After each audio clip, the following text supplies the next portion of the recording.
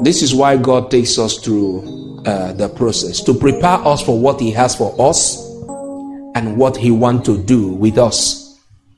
This is why God takes us through a process.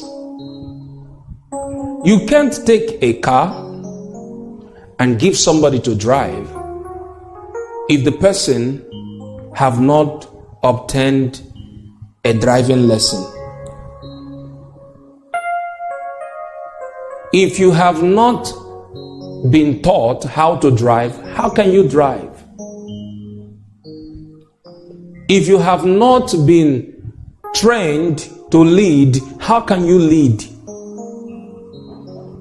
If you don't know what management is all about, how can you manage resources?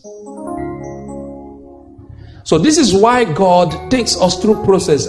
We have different experiences when it comes to this process, which God takes us all through.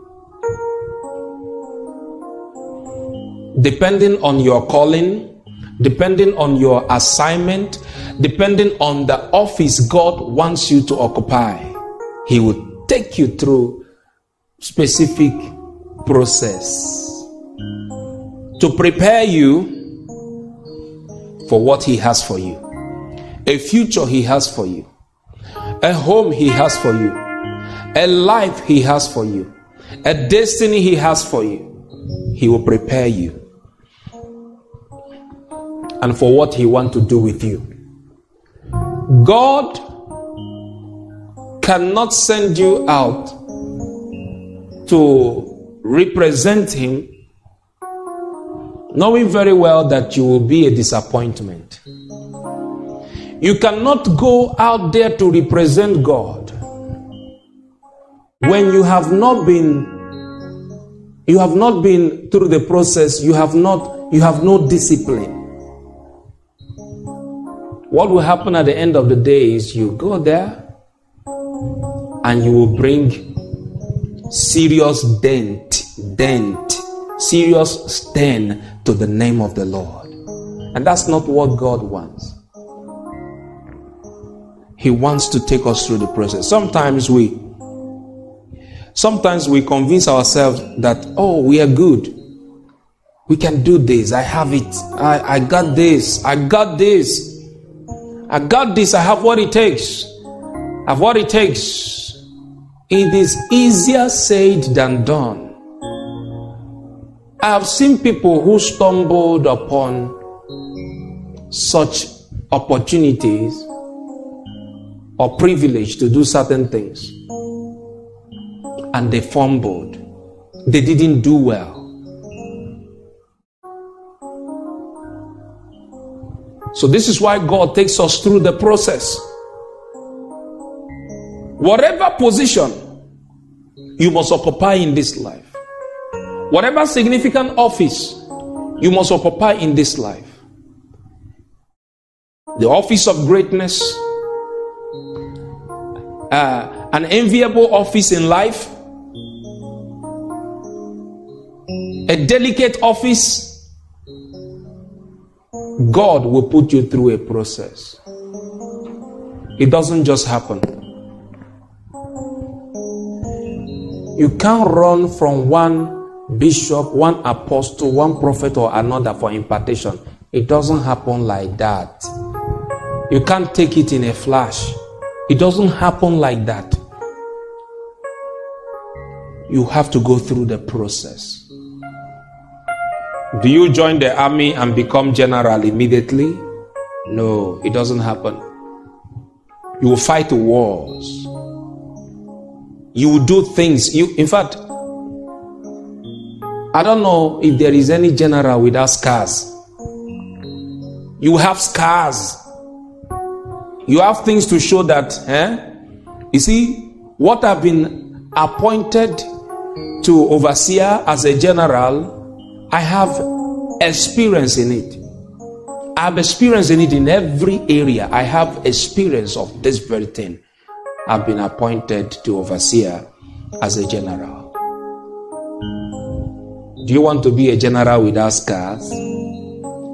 A general that will spell doom for those under you, those you've been appointed to lead. Endure the process. You'll be happy you did. For the good of your children, for the good of your family, for the good of your generation, endure the process. I won't tell you how long the process takes. The process, how long the process will take is determined by how faithful you are.